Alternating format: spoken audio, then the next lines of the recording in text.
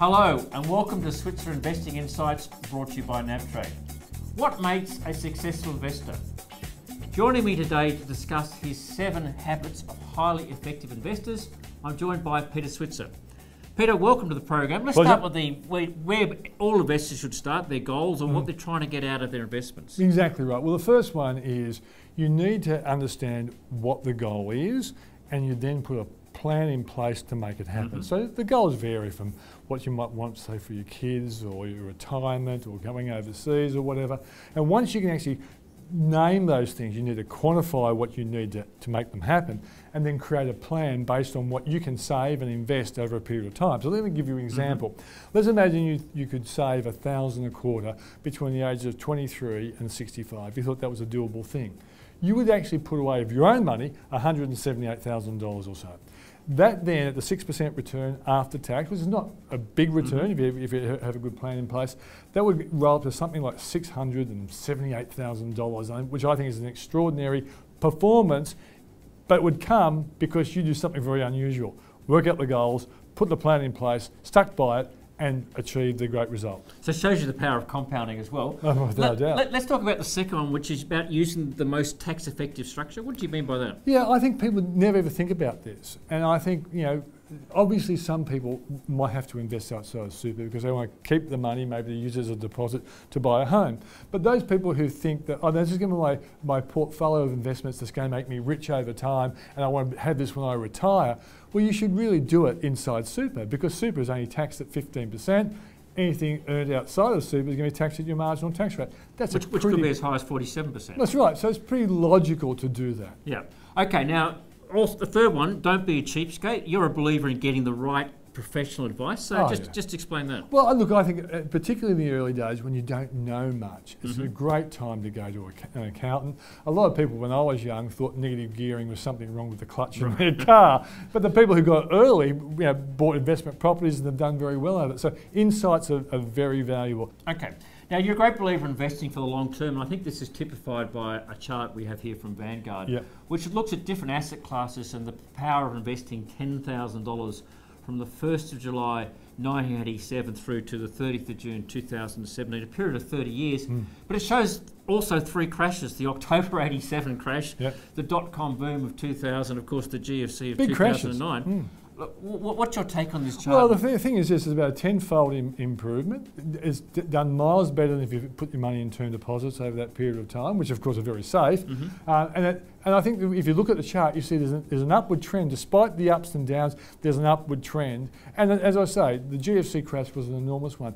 I think the important point is the long-term investor never worries about the day-to-day things. They look at, say, for example, I know when BHP fell in price, one of the points I made was, well, okay, low price now, but where will it be in 3 or 4 years' time? Is it a worthwhile investment because it's a quality asset? And the answer proved to be right.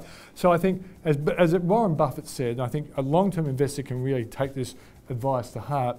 When everybody's fearful, be greedy, and when everybody's greedy, be fearful. I think that's the key for a good long-term investor. I like on that chart, if you actually look, if you invested $10,000 just before the peak of the market in 2007, you'd be better off today still by investing in Australian shares through an index fund. Look, where does punting fit? Like, I mean, I like a punt, you like a punt occasionally, so it's all as good as well to say invest for the long term. Do we have an opportunity to be a punter as well? Yeah, well, inside my self-managed super fund, 90% of my investments are true to my consistent belief that dividend-paying stocks, though they don't rise as quickly in capital gain, though after a crash they do, but normally they don't, but they give you nice consistent dividends. And as I get older, I want more dividends, I want more income in my portfolio. But I keep about 10% for those stocks that I think could give me great alpha, big returns.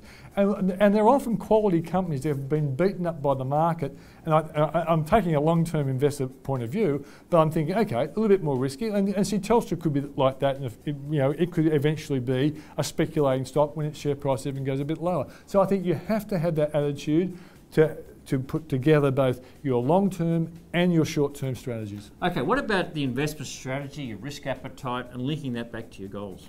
Yeah, I think that's an important point, because the investment strategy you've got when you're, say, in your 20s will be very different from when you're in your 50s. Because in your 20s, you're going to live through a lot of crashes. But as that chart shows, the market keeps going up. you should have a much heavier inclination towards capital gain type stocks, growth stocks. But as you get into your 50s and you're really happy about your nest egg and where it's trending to, you'd go for more dividend paying type stocks because you want income and you don't want that volatility. Yeah. And I always say to people, look, you don't want to have sleepless nights worrying about your investments. Yeah. So, and when you're young, you never have sleepless nights. No, you don't, but match the risk appetite. Okay, self-improvement learning, where does that fit? Yeah, the thing is this, once you decide that you're going to be the person driving your wealth building, you're basically saying, I'm going to be my own fund manager. So therefore you should be learning from those sorts of people. You should be going to the great websites. You should be going to financial advisors, stockbrokers, anyone who can give you the insights that effectively changes you over time. And I know the way I invested when I was very young is very different from the way I do now because over time I've learnt stuff. And I could be a fund manager if I wanted to. I am my own fund manager, my self-managed super fund. And that's what you have to be if you manage. Exactly, Yep. exactly. Okay, and finally, you've got a great story here about having a buffer for a rainy day. Yeah. Just go through that story. Well, a friend of mine who worked in the finance sector and loved buying dividend stocks, particularly after crashes, that was his strategy. And he ended up with $5 million in his self-managed super fund. But he said, look, I'm averaging about a 10% return, and he only basically followed dividend stocks and the market, where you can get 10% return over a 10-year period. So he said, what I would do is if the market gave me a 15% return, I'd take that 5% extra, put it into a savings account, which he called his buffer account, which built up to about $200,000. And if a crash came along, he could take money out of that to make sure his capital did not go down too far. And also it augmented his annual income. And basically, he would have this simple strategy, which meant that he preserved his capital and he always had the income he wanted to live on year by year. Well, thanks for sharing those insights. Let's do a quick recap. Firstly, know what you want out of investing. Secondly, use the most tax-effective structure to invest. Access experts, pay for investment and tax advice. Invest for the long term. Have an investment strategy that matches your risk appetite and is linked to your goals. Self-improvement, be committed to learn. Finally, have a buffer for that rainy day or the unexpected. Thanks for joining us on Switzer Investing Insights, brought to you by NabTrade.